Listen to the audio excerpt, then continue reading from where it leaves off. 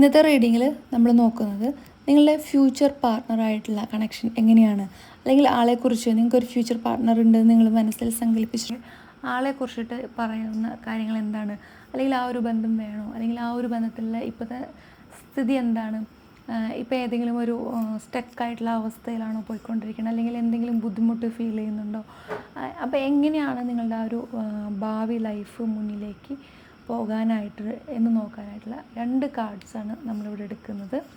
അപ്പോൾ എന്താണ് ഈ 2 കാർഡ്സിൻ്റെ ഡീറ്റെയിൽ നമുക്ക് നോക്കാം. ആദ്യം തന്നെ 2 കാർഡ് എടുക്കാം.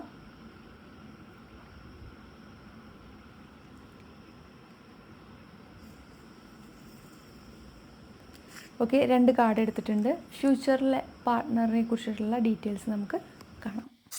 ഇന്ന് നിങ്ങളുടെ ഫ്യൂച്ചറിലുള്ള പാർട്ട്ണറിനെ കുറിച്ച്, നിങ്ങൾ ആലോചിക്കുന്ന നിങ്ങളുടെ പാർട്ട്ണറിനെ കുറിച്ചിട്ടുള്ള 2 കാർഡുകളാണ് നമുക്ക് കിട്ടിയിരിക്കുന്നത്.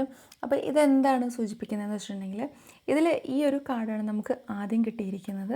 നിങ്ങളുടെ പങ്കാളിയുമായിട്ടുള്ള വികാരങ്ങൾ അത് തുറന്നു പറയാതിരിക്കുക, ആശയവിനിമയങ്ങൾ ഉണ്ടാക്കുന്ന സമയത്ത് പ്രശ്നങ്ങൾ ഉണ്ടായിരിക്കുക, അത് തുറന്ന് വ്യക്തമായിട്ട് പറയാൻ പറ്റാതിരിക്കുക, അതുപോലെ തന്നെ ഒരുപാട് ഗ്യാപ്പ് ഇടുന്ന രീതിയിലുള്ള കാര്യങ്ങൾ നിങ്ങളുടെ ലൈഫിലേക്ക് വന്നുകൊണ്ടിരിക്കുക, ഒരു കാര്യം പറയുമ്പോൾ അതൊരു വലിയൊരു പ്രശ്നത്തിലേക്കായി മാറുക, അങ്ങനെ പറയാൻ വിചാരിക്കുന്ന കാര്യങ്ങളൊന്നുമല്ല നിങ്ങൾക്ക് പറയാൻ പറ്റുന്നത്. ഒത്തിരി ആശയക്കുഴപ്പത്തിലൂടെ ഇങ്ങനെ പോയിക്കൊണ്ടിരിക്കുന്ന ഒരു സാഹചര്യത്തിലാണ് ഈ ഒരു കാർഡ് കാണിക്കുന്നത്.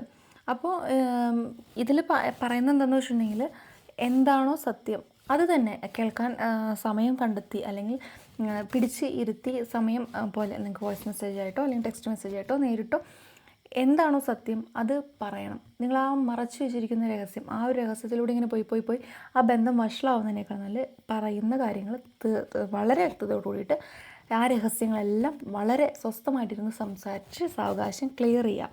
അപ്പോൾ ഈ ഒരു ബന്ധം നല്ല രീതിയിൽ പോകുമെന്നാണ് പറയുന്നത്.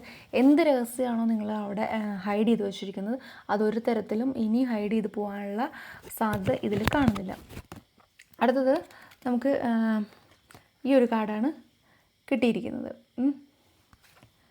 ഇതെന്ന് പറയുമ്പോൾ ഇത് രണ്ടും ഭയങ്കര കണക്റ്റഡാണ്. ഇത് പറയുമ്പോൾ രണ്ടാമത് പറയുമ്പോൾ എന്തായാലും മറച്ചു വെച്ചിരിക്കുന്ന ആ ഒരു കാര്യം പുറത്തു വരും. നിങ്ങളെങ്ങനെ തന്നെ എന്താ പറയുക അതിനെ പുറത്തു വരാതിരിക്കാൻ ശ്രമിച്ചിട്ടുണ്ടെങ്കിലും ഈ ഒരു കാർഡ് പറയുന്നത് അത് പുറത്ത് കൊണ്ടുവരും എന്നാണ് പറയുന്നത്. അതിൻ്റെ യഥാർത്ഥ സ്ഥിതി എന്താണെന്നുള്ളത് അന്വേഷിച്ച് കണ്ടെത്താനുള്ള സാധ്യതയുണ്ട്. അത് അന്വേഷിക്കാതെ തന്നെ മുന്നിലേക്ക് വരാം. അത് ആ ഒരു യഥാസ്ഥിതി എന്താണെന്നുള്ളത് കൃത്യമായിട്ട് ആ വ്യക്തിയുടെ മുന്നിൽ ചെന്നപ്പെടും. അപ്പോൾ നിങ്ങൾ തെറ്റിദ്ധരിക്കാതിരിക്കാൻ വേണ്ടിയിട്ട് ആദ്യം തന്നെ അത് തുറന്നു പറയുന്നതാണ് എന്തുകൊണ്ടും നിങ്ങൾക്ക് നല്ലത്. നുണ പറഞ്ഞിട്ട് അവിടെ നിൽക്കാനുള്ള ഒരു തരത്തിലുള്ള സാധ്യതയില്ല.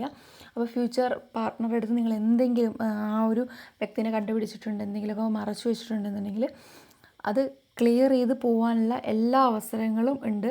അതുപോലെ തന്നെ തെറ്റിദ്ധാരണകളൊക്കെ മാറി നിങ്ങൾ നല്ല സ്മൂത്തായിട്ട് പോകാനുള്ള സാധ്യതകളുണ്ട്.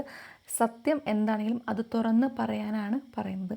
അപ്പോൾ നിങ്ങളുടെ പാർട്ട്ണറായിട്ട് എന്തെങ്കിലും കാര്യങ്ങൾ മറച്ചു വയ്ക്കുന്നുണ്ടെങ്കിൽ, എന്തെങ്കിലും കാര്യം പറയാൻ പേടിക്കുന്നുണ്ടെങ്കിൽ, അല്ലെങ്കിൽ എന്തെങ്കിലും കാര്യത്തിൽ ഹൈഡ് ചെയ്ത് പണ്ടങ്ങനെ തെറ്റുപറ്റിപ്പോയി, പണ്ടങ്ങനെ പറഞ്ഞു പോയി, അങ്ങനെയൊക്കെ വിചാരിക്കുന്നുണ്ടെങ്കിൽ തീർച്ചയായിട്ടും അത് തുറന്ന് പറയാനുള്ള ഒരു നല്ല അവസരമാണിത്.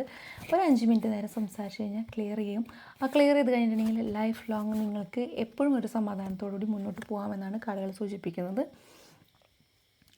അപ്പോൾ ഇത് നിങ്ങളായിട്ട് കണക്റ്റഡ് ആകുന്നുണ്ടെന്നുണ്ടെങ്കിൽ കമൻറ്റ് ചെയ്യണം. അപ്പോൾ നിങ്ങളുടെ മറ്റേതെങ്കിലും ഒരു കാര്യം ഇതുപോലെ നോക്കണമെന്നുണ്ടെങ്കിൽ കമൻറ്റ് ചെയ്താൽ മതി. Thank you.